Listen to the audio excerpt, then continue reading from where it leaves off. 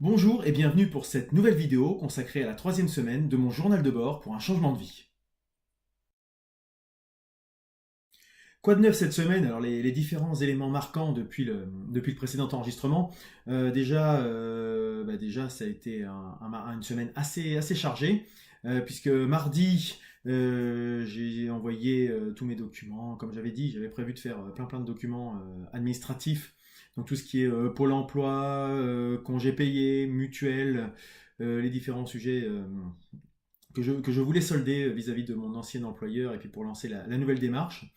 Donc ça s'est plutôt bien passé. J'ai eu d'ailleurs Pôle emploi qui m'a relancé pour s'assurer que j'avais bien eu information des documents que je devais leur transmettre, etc. Je trouvais ça pas mal parce que c'est vrai que ils auraient pu laisser passer un dossier parmi tant d'autres et puis non, ils m'ont bien relancé. Bon, j'étais au courant, mais je trouve que c'est un gage de bonne volonté et puis de suivi client, on peut dire, hein, qui est assez intéressant. Hein. On imagine toujours qu'on n'est qu'un numéro et qu'un dossier parmi tant d'autres, mais non, j'ai été rappelé. Donc ça, je tenais à le mettre en avant.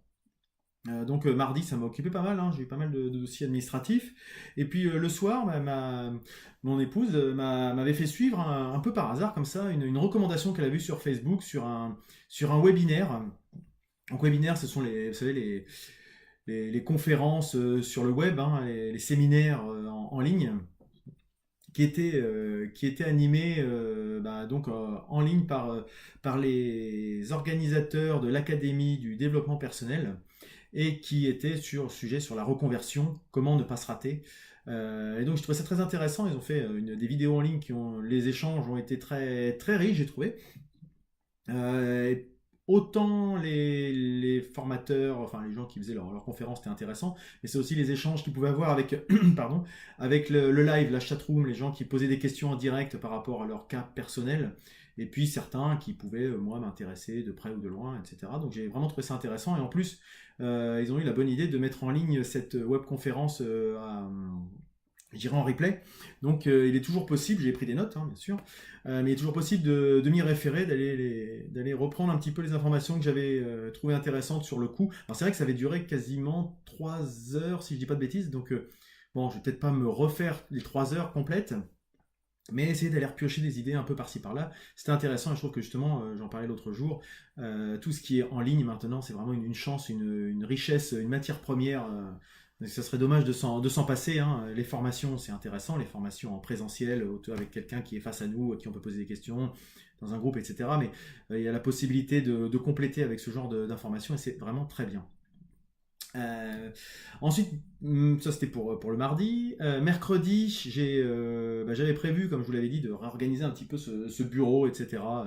Parce que je me disais qu'il n'était peut-être pas tout à fait idéal pour travailler. Donc je me suis rendu dans une enseigne d'ameublement bien connue, qui est pas très loin de chez nous. Et puis après y avoir passé 2 heures, j'ai pris plein d'informations, etc. Puis je me suis rendu compte que finalement, il suffisait très peu d'aménagement pour que mon bureau ici devienne très fonctionnel et me serve, et que c'est surtout pas une des priorités d'aller mettre des dizaines d'euros, voire des centaines d'euros dans de l'aménagement, alors qu'avec un peu de débrouille et de réorganisation, je pouvais m'en sortir.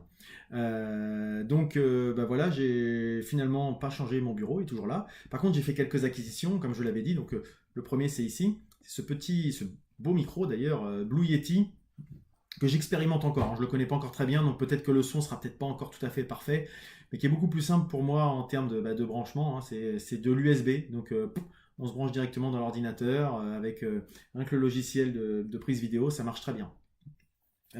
J'ai aussi acheté un support tout bête de pied déporté pour mon écran d'ordinateur. Donc, comme vous pouvez voir, peut-être, je ne sais pas si vous allez pouvoir le voir, mais ce qui permet une souplesse, des choses beaucoup plus simples et surtout une empreinte sur le plateau de bureau beaucoup moindre, ce qui me permet d'avoir plus de place, tout bêtement, avec ce dispositif à une quarantaine d'euros. Et ben, ça m'a permis d'éviter, enfin, au moins dans un premier temps, de racheter tout un bureau, parce que c'est vrai que les pieds d'ordinateur, ça prend de la place, les câbles, etc. Là, tout est bien agencé, c'est beaucoup plus simple.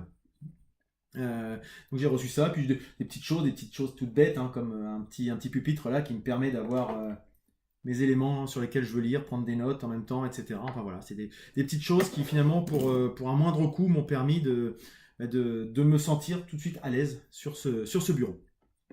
Mercredi, j'avais aussi rendez-vous à la banque.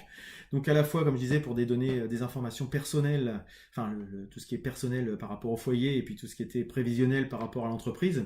Donc j'ai eu l'occasion d'avoir deux comment dirais-je, conseillers, la directrice d'agence et puis le conseiller clientèle business. Euh, alors, tous les deux, enfin bon, c'est pas tellement sur le sujet perso que je vais m'attarder, mais par contre à titre pro, même si ça rejoint, j'avais mon départ de l'entreprise m'a permis d'avoir un peu d'argent de côté, j'avais de l'épargne salariale que j'ai pu débloquer, etc. Et donc moi dans ma tête, je m'étais dit que cet argent-là allait me servir à me lancer dans ma démarche d'entreprise. Et eux, effectivement, en même temps, c'est leur boulot de vendre des prêts, mais ils m'ont plutôt conseillé de garder cet argent-là comme une poire pour la soif, comme plutôt pour l'aspect personnel, en cas de coup dur, une voiture qui tombe en rade qu'il faut changer, un chauffe-eau, une machine à laver, des choses comme ça, des choses pour le quotidien, pour pas tellement se préoccuper des problèmes financiers du foyer pendant les quelques premières années, et donc se concentrer uniquement sur le développement de l'entreprise avec des prêts justement d'entreprise qui permettent de séparer justement le pro du perso. Alors tout ça, ça nécessite bien sûr de définir un petit peu la structure juridique. Donc là, pour l'instant, j'ai encore un petit peu de boulot par rapport à ça, mais c'est et puis pour en avoir discuté là, dernièrement avec mon beau-frère, lui, c'est ce qu'il a fait et effectivement, il me conseillait plutôt d'effectivement de séparer, de faire un prêt d'un côté, même un prêt pas forcément énorme. De toute façon, j'ai pas de gros besoins en termes matériels par rapport à ça, donc partir plutôt là-dessus. Donc je vais continuer de creuser ce sujet-là, mais c'est assez intéressant d'avoir eu cet échange. Donc j'ai eu plein d'informations par rapport à ça, et donc je trouve que c'est pas du tout du temps de perdu d'être allé à la banque pendant trois quarts d'heure, une heure, pour échanger au moins, même si le projet n'est pas encore abouti, au moins avoir des pistes et pas commencer à se disperser et à mettre les œufs dans le mauvais panier, quoi. Et le vendredi, puisqu'on arrive en fin de semaine, jeudi, vendredi, je ne sais plus quel jour précisément, mais je me suis lancé enfin je me suis lancé, j'ai fait un petit investissement, c'est-à-dire que j'ai pris un abonnement à Eleform, qui est un service de formation en ligne, en vidéo. Et en plus, je comptais déjà prendre, piocher par-ci par-là des formations à droite à gauche. Et puis là, il faisait une offre de 50% sur l'abonnement annuel qui est tombé juste là, la semaine dernière. Donc je me suis dit, pour ce prix-là, comme de toute façon, il faut bien investir avant de se lancer, il faut, comme je disais, formation, multiplier un petit peu ses sources. J'ai pris un abonnement d'un an pour Eleform et puis j'ai commencé à regarder un petit peu les différents sujets. Donc là, c'était notamment la méthodologie, tout ce qui est agile. J'y reviendrai certainement un peu plus tard, mais voilà, ça permet d'avoir des formations de plusieurs heures, voire certaines pour plusieurs dizaines d'heures, de façon simple. On peut les regarder quand on veut, on peut les télécharger, donc on peut les regarder aussi hors ligne, ce qui peut être aussi pratique quand on est en déplacement, qu'on a on a 5 minutes, en plus c'est par petits chapitres, donc c'est vraiment très très bien. Je vais donc essayer ça. Et puis finalement, c'était le week-end du 14 juillet, donc il a été plutôt aussi le week-end prolongé en famille. Ce qui fait pas de mal parce que ça on profite aussi un peu de cette période pour souffler un peu et puis se mettre les idées complètement en place. Donc clairement j'ai déjà commencé un petit peu à le faire, mais je vais faire un petit bilan des plus et des moins de la semaine écoulée.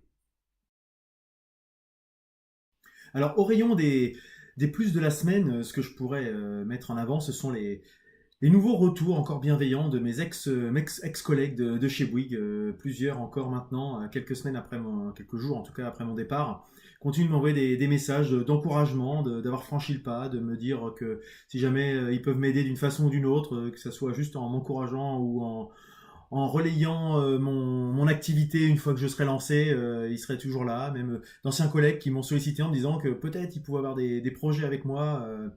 Etc. Donc je trouve ça très très motivant, ce qui prouve que j'ai laissé une bonne image, donc c'est aussi intéressant d'avoir cette impression-là. C'est pas complètement anecdotique, hein, loin de là, surtout quand on se lance, d'avoir cette espèce de support, de soutien et de fondation qui nous pousse vers l'avant. Et puis aussi un autre sujet qui revient un petit peu, c'est le réseau en fait. J'avais déjà expérimenté pas mal avec l'entrepode. On se rend compte que un réseau, c'est pas négatif souvent quand on parle de réseautage, de choses comme ça. On voit tout de suite le côté piston, le côté placé, fils d'eux, etc. Non, là c'est du réseau. Quand on l'entretient, j'avais déjà dû l'évoquer dans une précédente émission. Quand on l'entretient, ça aide. Et puis là, par exemple, j'ai sollicité un des podcasteurs et aussi youtubeurs avec lequel j'échange de temps en temps, pour lui demander comment il pouvait faire, comment il utilisait plutôt quels étaient les logiciels qu'il utilisait pour faire ses vidéos sur YouTube, parce que moi, comme j'ai pu l'expliquer la dernière fois, je suis vraiment limité. Et là encore, vous voyez, j'ai pas eu le temps de me pencher dessus. Puis là, très gentiment, il m'a répondu, il m'a dit fais comme ci, fais comme ça, il y a des tutos là-dessus, il y a des tutos là-dessus, par ici, par là.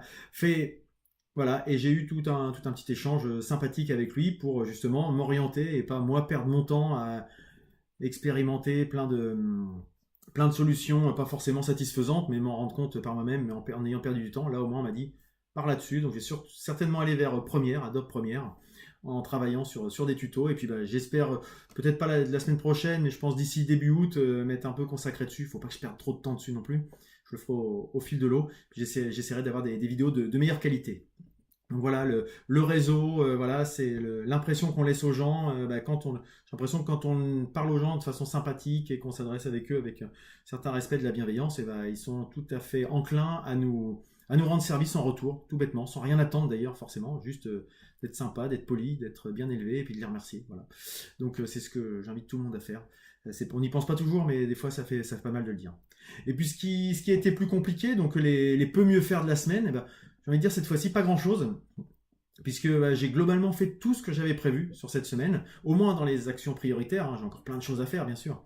Mais dans mes actions prioritaires, je suis globalement au top. Hein.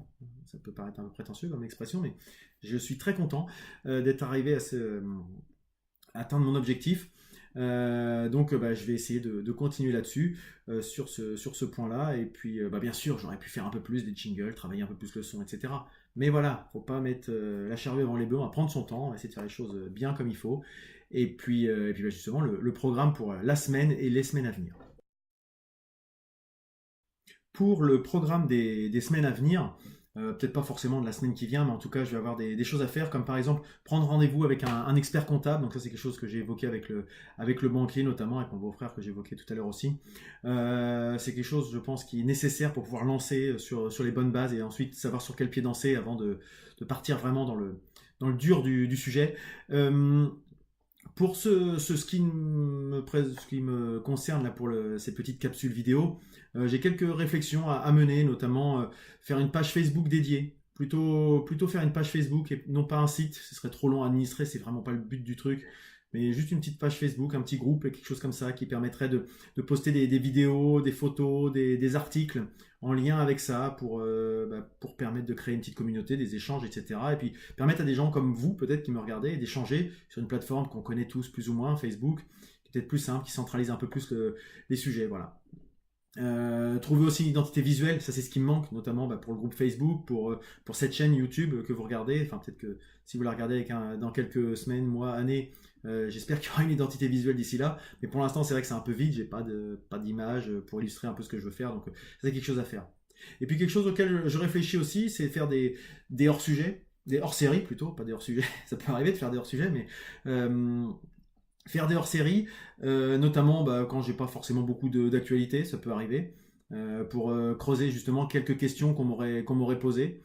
Mais aussi peut-être des hors-séries avec des invités, des petites conférences, ou bien autour du même micro, ou bien en conférence, en webconférence, pour partager un peu l'expérience de quelqu'un d'autre. Je dis à ça parce que plusieurs fois j'ai parlé de mon beau-frère, mais j'ai aussi beaucoup d'amis qui sont lancés dans l'entrepreneuriat depuis quelques temps, avec des fortunes diverses et variées, mais à chaque fois toujours des choses intéressantes à retenir. Donc c'est quelque chose qui m'intéresserait peut-être sur des petites capsules de une demi-heure, moins d'une demi-heure, je voulais dire. Il faudrait que ça dure 20 minutes, 20 minutes d'échange, d'entretien, mais peut-être que ça durera plus, je ne sais pas.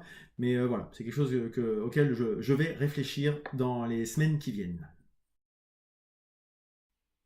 Le point sur l'avancement global du projet, alors il est un petit peu redondant toujours avec le point juste précédent, puisque forcément pour l'instant j'ai pas beaucoup de recul. Ce que je peux dire, c'est que déjà début août j'ai un rendez-vous avec Pôle Emploi, donc il va déjà falloir que je mette mes idées en ordre d'ici là pour présenter quelque chose qui tienne la route auprès du conseiller qui va me recevoir, et puis que en gros, et pas qui me laisse tranquille, mais qui sache tout de suite vers quoi m'orienter, et pas qui me refile des offres d'emploi auxquelles je n'ai pas envie de répondre, non pas parce que j'ai pas envie de travailler, mais parce que c'est pas vers ça que je me destine.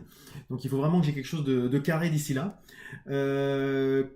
le 11 août, j'ai de nouveaux rendez-vous pour le projet justement avec la banque, parce que justement j'aurais eu le pôle emploi avant qui m'aura un peu aiguillé. J'espère avoir eu, comme je disais tout à l'heure, un entretien avec un expert comptable, donc qui permettrait d'aller rencontrer la banque avec déjà un peu plus de billes dans mes poches et puis savoir un peu comment avancer le projet et puis qu'on définisse ensemble sur divers montants, sur les prestations qu'ils peuvent me proposer, les sujets vers lesquels m'orienter. Voilà. Et puis dans les sujets aussi, je ne l'ai pas évoqué tout à l'heure, voilà, dans le programme des semaines à venir, c'est d'aller faire un petit tour à la CCI, Chambre de commerce et d'industrie.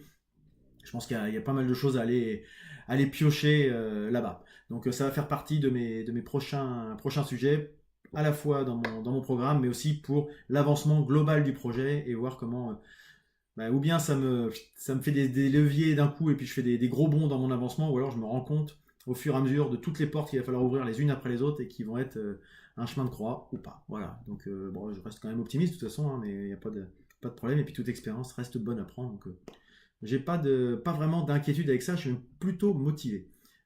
Complètement motivé, même de plus en plus, et chaque jour j'ai plein d'idées, j'ai tous mes... on peut me montrer, hein, là j'étais parti quelques jours dans le week-end, j'ai oublié mes calepins, sur lesquels je note tout, dès que j'ai une idée, j'ai mon calepin spécial pour tel ou tel truc, que ce soit les projets pro ou projets perso. Donc là je les avais pas, j'étais malheureux, j'avais plein d'idées, j'ai eu peur, je pense que j'en ai en avoir oublié plein, mais là je vais tout réécrire. Et puis voilà, avant de terminer, je vais vous laisser avec une recommandation et puis une image que je trouve inspirante, comme à chaque fois. Une image d'ailleurs qui n'était pas celle initialement prévue, mais qui a changé dernièrement. Je reviendrai rapidement dessus tout à l'heure. En guise de recommandation cette semaine, je vais vous parler de Gaël Châtelain. Gaël Châtelain qui est donc un consultant, qui est un conférencier, qui est aussi un écrivain, qui a travaillé pour l'INA, pour Canal+, pour TF1, donc dans plein d'entreprises qu'il a eu l'occasion d'expérimenter, et qui a écrit un livre qui m'a fortement inspiré, enfin quand j'ai déjà le titre m'a intéressé, qui s'appelle « Mon boss est nul, mais je le soigne ». Et donc le sous-titre c'est « Comment transformer le pire des patrons en manager bienveillant ». Donc ça, c'est au bout de 3-4 vidéos, vous commencez à me connaître, moi je suis plutôt dans l'esprit plutôt bienveillant et inspirant, motiver les troupes, faire en sorte que les gens travaillent en étant, je dirais, justement inspirés et envie de se libérer pour utiliser au mieux leurs ressources plutôt que travailler sous la peur d'un chef autoritaire.